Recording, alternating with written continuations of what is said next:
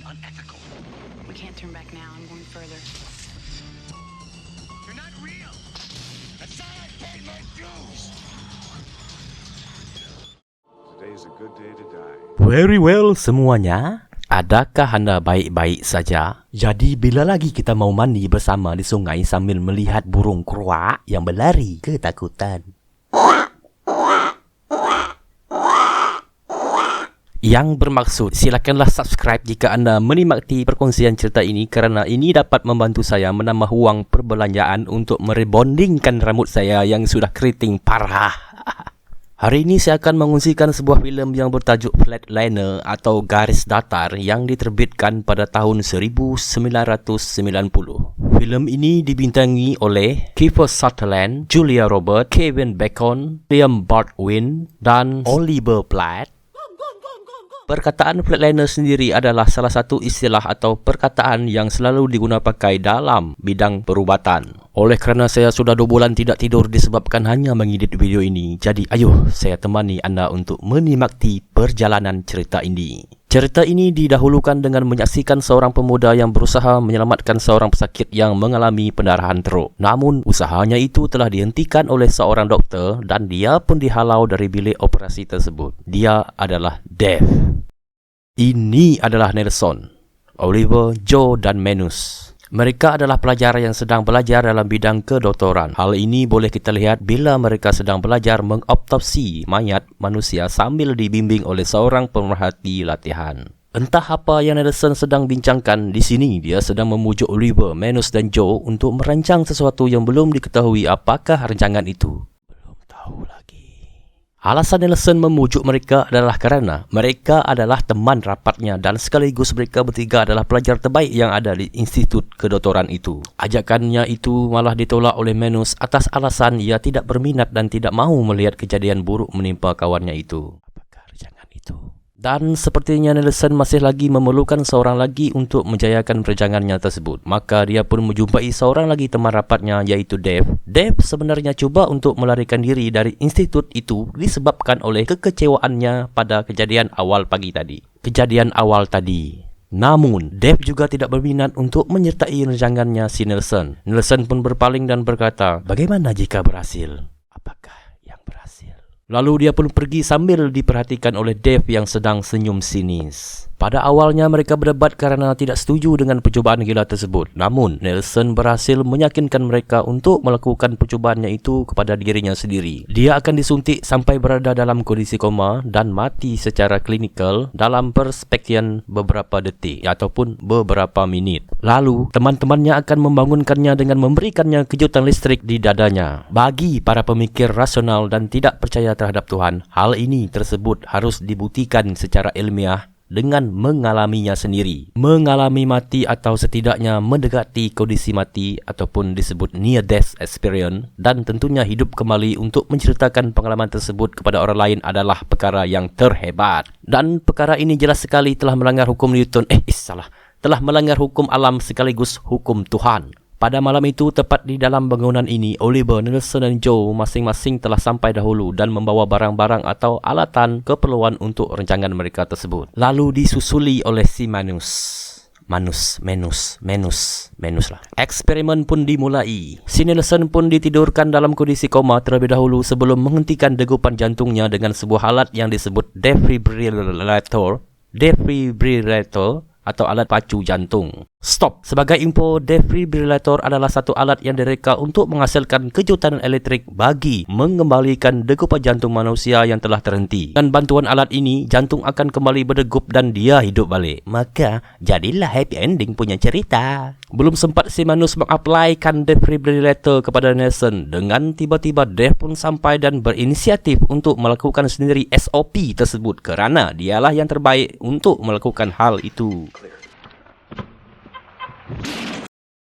Nelson pun mati. Di dalam mod kematiannya itu, Nelson seakan-akan terbang ke satu arah di mana terdapat sepohon pokok besar dan sekilas menampakkan seekor anjing dan beberapa seorang budak bocil sedang berlari mengejar sesuatu. Beberapa minit berlalu, Nelson pun terbangun dari kematiannya berkat dari usaha kawannya itu. Setelah kejadian itu, 5 sekawan ini sangatlah berbahagia kerana mereka telah sukses melanggar hukum alam dengan jayanya. Sementara mereka singgah di sebuah kedai, si Nelson tiba-tiba ternampak anjing yang sama yang dia nampak di dalam alam kematiannya sebentar tadi. Dan ternyata itu hanyalah hayalan. Disebabkan teruja dengan pengalaman si Nelson, Joe pun memilih untuk melakukan eksperimen yang sama. Di dalam alam kematian sementara itu, si Joe menampakkan bayangan ramai wanita cantik, seksi dan menggiurkan. Ingin saya kongsi, si Joe adalah seorang lelaki buaya yang sering mempermainkan hati dan perasaan seorang wanita. Buaya betul lah awak ni. Tak guna betul lah. Ditambah lagi, di dalam hidupnya, Joe sering kali merakam kelakuannya yang sedang beraum-aum atas alasan sebagai hobi dengan mengumpul koleksi rakaman tersebut. Dipendekkan cerita, Joe pun dibangunkan semula. Kini giliran si Dave. Si Dave ingin mengalami sendiri pengalaman kematian selama 2 minit 20 saat dan rekod ini adalah yang paling lama setakat ini. Dave sebenarnya jenis yang tidak percaya akan wujudnya aktiviti selepas kematian dan tidak percaya dengan kewujudan Tuhan. Dia berminat kerana ingin menyaksikan sendiri kebenaran cerita yang telah dikongsikan oleh si Nelson dengan si Joe. Ceritanya sungguh menggiurkan. Dalam perjalanan balik, Nelson telah mengikori seekor anjing dan sesampainya dia di sebuah lorong, tiba-tiba dia tersempak dengan seorang budak bocil dan tanpa mengirimkan sebarang salam, budak itu pun terus memukul Nelson dengan amat keras dan Nelson pun tersungkur jatuh. Siapakah bocil itu? Siapa bocil itu? Pada malam berikutnya, tepat semasa malam Halloween pertama, di mana Dave yang sedang dalam mod kematian, ingatannya terflashback atau termundur kembali lalu didatangi seorang budak perempuan. Di situ juga sekilas ingatan si Dave yang masih menjadi bocah sejati sedang bermain-main di suatu tempat. Belum sempat mengetahui perjalanan selanjutnya, dia pun tersedar semula. Tidak cukup dengan kejadian aneh yang telah menimpa Nelson, kali ini Joe pula yang merasa keanehan di mana dia berhalusinasi melihat adegan-adegan dengan wanita-wanita di kaca televisyen. Adegan Pada hari berikutnya, si Dave mula berhalusinasi dengan didatangi seorang budak perempuan yang sempat mengejek atau mempermainkannya dengan kata-kata yang sungguh menyakitkan hati. Pada malam berikutnya, si Dave tidak berminat untuk melakukan eksperimen si Manus. Oleh kerana memiliki perasaan sayang, ditambah lagi dia mengetahui ada sesuatu yang tidak kena, dia pun bergegas dan berusaha untuk menghentikan eksperimen tersebut.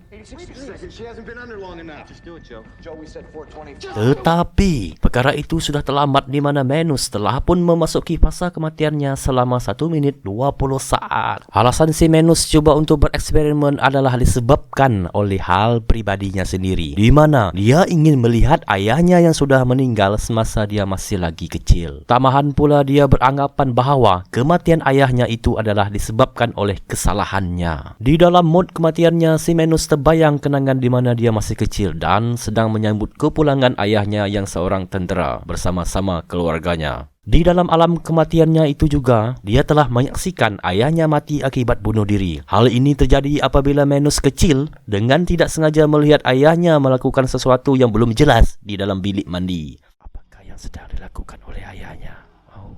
Belum sempat dia masuk, dia pun dihalang oleh ibunya. Dan beberapa saat setelah itu, ayahnya pun berlari ke bawah dan terdengar bunyi bising di luar rumah, di mana bunyi bising tersebut ternyata kemalangan ayahnya. Di situ dia melihat ayahnya mati akibat bunuh diri. Semenjak peristiwa itu, ibu si Manus telah menyalahkannya kerana dialah penyebab kematian ayahnya. Pendek cerita, si Manus pun berjaya disedarkan semula. Di sini Dave menjelaskan bahawa semua kejadian aneh yang telah terjadi kepada mereka disebabkan oleh satu perkara, iaitu karma. Dalam erti kata lain, semua kelakuan yang berdosa atau kelakuan jahat yang pernah mereka lakukan dahulunya mula menghantui dan dibalas semula. Hanya dengan meminta pengampunan dari individu yang telah mereka kejami adalah satu cara untuk menghapuskan mimpi ngeri tersebut. Sebagai contoh, Si Joe yang sering mempermainkan wanita dengan merakam aksi aum-nya telah pun ketahuan dengan si isteri, di mana si isteri tidak sengaja melihat adegan rakaman tersebut. Setelah kejadian itu, mereka berdua pun bercerai. Hal ini kerana si isteri tidak dapat memaafkan perbuatannya. Hiduplah dia dengan dosanya. Si Dave yang dahulunya seorang bocah yang suka membuli seorang budak perempuan yang bernama Winnie Hicks pun telah diganggu oleh bayangan budak perempuan yang seakan-akan melakukan perkara yang sama, iaitu membulinya dengan kata-kata yang kesat dan kasar. Manakala si Nelson yang dahulunya budak pembuli tahap gaban tidak sengaja telah menyebabkan kematian seorang budak yang bernama Billy Mahoney yang terjatuh dari sepohon pokok.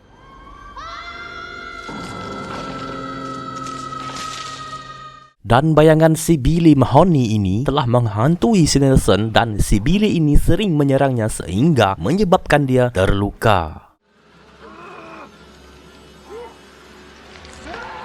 Manakala si Manus pula diganggu oleh penampakan ayahnya. Tetapi dalam kes Manus, ayahnya mendatanginya kerana ingin meminta maaf kepada si Manus kerana disebabkan peristiwa kemalangan itu telah menyebabkan si Manus dibebani dengan rasa salah sepanjang hidupnya. Selepas ayahnya meminta maaf, maka beban itu pun hilang dan kedamaian pun terwujud semula. Si Dave terpaksa mencari alamat kediaman Winnie Hicks dan merancang untuk bersemuka hanya kerana ingin meminta maaf dan merasa bersalah atas perbuatannya kepada si Winnie. Si Winnie semasa dia masih kecil. Nasib menyebelahinya kerana Winnie telah pun mengampuninya. Maka dengan itu hilanglah semua dosa dan karma pun diangkat semula.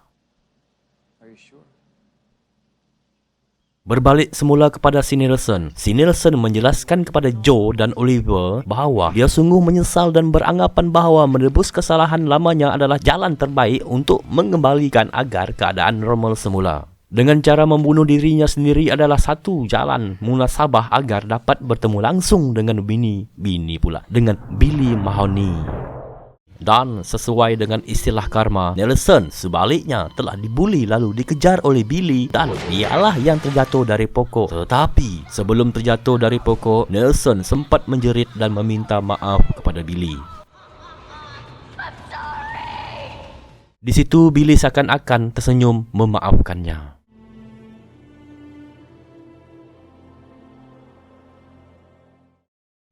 Pada masa yang sama, mereka berempat sedang berusaha untuk menghidupkan kembali si Nelson. Namun, usaha mereka nampaknya sia-sia kerana sudah hampir 10 minit si Nelson sudah tidak bernyawa. Dan tiba-tiba Nelson pun tersedar, maka berbahagialah mereka. Filem pun tamat. Tamat begini ya, bosanlah. Dari keseluruhan ceritanya, kita dapat simpulkan bahawa cerita ini penuh dengan pengajaran. Maka, janganlah berbuat dosa kerana anda tidak tahu sebesar mana karmanya. Maka dengan itu, secara jujurnya saya akan menemui seekor anjing yang sudah saya hianati semalam agar anjing itu tidak menggigit boxer saya sampai berlubang. Sebab itu karma, bro.